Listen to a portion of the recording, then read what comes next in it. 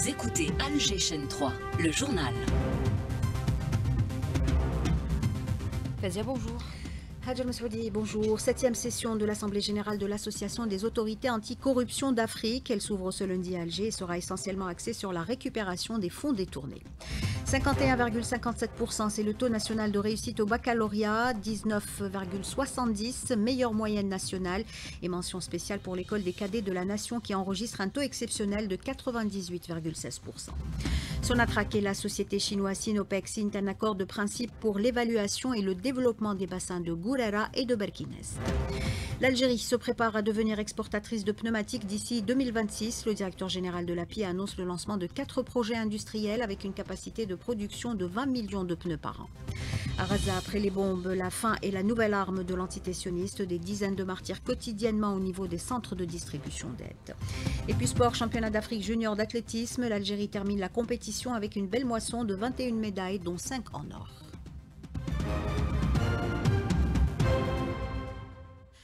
Madame, Monsieur, bonjour et bienvenue dans cette édition. Renforcer la lutte contre la corruption et récupérer les fonds détournés. Les pays du continent combinent leurs efforts et c'est justement dans cette optique que s'ouvre ce lundi à Alger la 7e Assemblée générale de l'Association des autorités anticorruption d'Afrique. Il s'agira pour les participants de mettre en place des mécanismes de coordination entre États pour plus d'efficacité. Rimbo Kadou. Le recouvrement des avoirs criminels est devenu un enjeu central dans la lutte contre la corruption. Aujourd'hui, il n'est plus question d'agir seul. Pour les pays africains, il s'agit de travailler dans une action commune, de multiplier les initiatives et de renforcer la coopération pour faire front commun face à la corruption. Zoro Bibalo, président de la Haute Autorité pour la bonne gouvernance Côte d'Ivoire. Le recouvrement des avoirs criminels, c'est une problématique à laquelle nous sommes tous confrontés aujourd'hui. Pour rendre efficace la lutte contre la corruption et recouvrer les avoirs issus de la corruption, il faut de la coopération entre États, de la coopération entre institutions de lutte contre la corruption. L'Algérie se positionne aujourd'hui comme un pilier central dans la dynamique panafricaine de prévention et de lutte contre la corruption. Khaled Abdelrahman, président de l'Association des autorités anticorruption d'Afrique. L'Algérie est devenue un acteur central de la lutte et de la prévention contre la corruption en Afrique. Nous partageons les mêmes défis à l'échelle du continent, notamment la grande corruption et la corruption de proximité. D'où l'importance du recours aux technologies de l'information pour la fourniture de services aux citoyens, afin de limiter les opportunités de corruption. L'Algérie réitère sa volonté d'accompagner tous les pays africains dans cette voie en renouvelant son engagement à construire une Afrique forte, unie, juste et résiliente face à la corruption. Cette Assemblée générale intervient au lendemain d'une rencontre qui a réuni 27 pays africains autour de la restitution des avoirs détournés. L'occasion pour le ministre de la Justice de faire savoir que l'Algérie a adressé 335 demandes d'entraide judiciaire à 32 pays pour tracer, geler et récupérer les revenus issus de crimes économiques. À cela s'ajoutent 53 demandes de récupération d'avoirs visant 11 pays. La présidente de la Haute Autorité de Transparence a pour sa part réaffirmé l'engagement de l'Algérie à lutter contre la corruption et à promouvoir la transparence sous l'impulsion du président Tebboune. Les propos de Salima Mesrati sont recueillis par Rimbo Kadou. L'Algérie joue un rôle de premier plan dans le soutien et la consolidation des principes de prévention et de lutte contre la corruption en Afrique à travers de multiples initiatives et une vision claire axée sur le renforcement de la coopération régionale et l'échange d'expériences. Depuis son adhésion à la Convention de l'Union africaine sur la prévention et la lutte contre la corruption, l'Algérie s'est attachée à jouer un rôle central dans la mise en œuvre des dispositions de cette convention en contribuant au développement des cadres juridiques et institutionnels de lutte contre la corruption à l'échelle du continent. La nuit dernière fut courte pour les lauréats du baccalauréat. Dès l'annonce des résultats, les 367 000 bacheliers ont laissé exploser leur joie après des semaines de stress et de suspense. Je vous propose d'écouter ces témoignages recueillis à Oran par Mohamed Hamza Belmadani. 16:54 شعب التقنيه الرياضيه ليسانس هندسه ميكانيكيه. نشكر كاع الاساتذه اللي وقفوا معنا وكاع اللي عاونونا وساهموا في هذا النجاح. 11:76 سيروا اقتصاد. الحمد لله تاعنا ما راحش الباطل وجبنا نتيجه فرحنا الوالدين. اللي ما ربحش الباك ثاني نقولوا له العام الجاي ان شاء الله. 16.90 الحمد لله فرحه لا توصف نتمناها لكل واحد واللي ما جابش ان شاء الله العام الجاي. 51,57%, c'est donc le taux national de réussite à l'examen cette année. La meilleure moyenne a été décrochée par Raoun Arzani de Soukahras. La wilaya de Tizi Ouzou arrive encore une fois en tête avec un taux de réussite de 62,9%. Les écoles des cadets de la nation affichent un taux exceptionnel de 98,16%. La filière mathématiques et les cadettes ont atteint un taux de réussite de 100%. Le général d'armée chef d'état-major de l'ANP félicite les lauréats et le personnel encadrant pour ces performances. Et puis sachez que 18,29, c'est la plus haute moyenne au bac chez les candidats aux besoins spécifiques. Elle a été décrochée par Salah Hamdani de Taraf dans la filière économie et gestion. Les nouveaux bacheliers sont à présent invités à consulter le portail électronique étudiant qui leur permettra de découvrir les spécialités universitaires disponibles et les conditions d'admission. Les préinscriptions se feront du 22 au 26 juillet courant, toujours via ce portail. Les inscriptions définitives sont prévues du 10 au 15 août prochain. Elles se feront exclusivement en ligne. Sonatrach et la société chinoise Sinopec signent un accord de principe pour l'évaluation et le développement des bassins de Gourara et de Berkine Est. L'accord permettra aux deux parties de lancer à l'avenir des projets de qualité contribuant au développement durable des ressources énergétiques. On écoute le PDG de Sonatrach, Rachid Hachichi.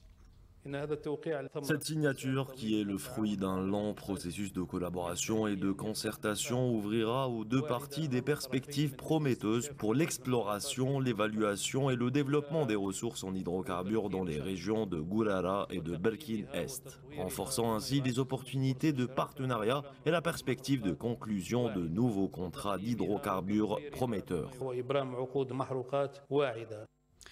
L'Algérie se prépare à devenir exportatrice de pneumatiques d'ici 2026. Le directeur général de l'API, Omar Qash, annonce le lancement de 4 projets industriels à Oran, Sétif, Ain Mlila et Togourt, avec une capacité de production de 20 millions de pneus par an. Le premier projet a été lancé à Oran. Mohamed Hamza Belmadani pour le détail.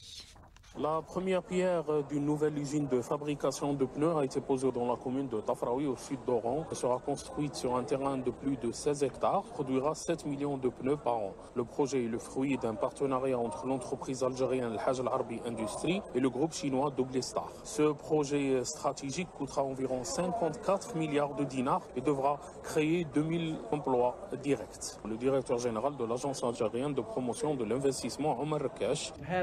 Nous avons enregistré des tensions sur le marché des pneumatiques, notamment l'été passé. Aujourd'hui, nous avons 4 projets lancés.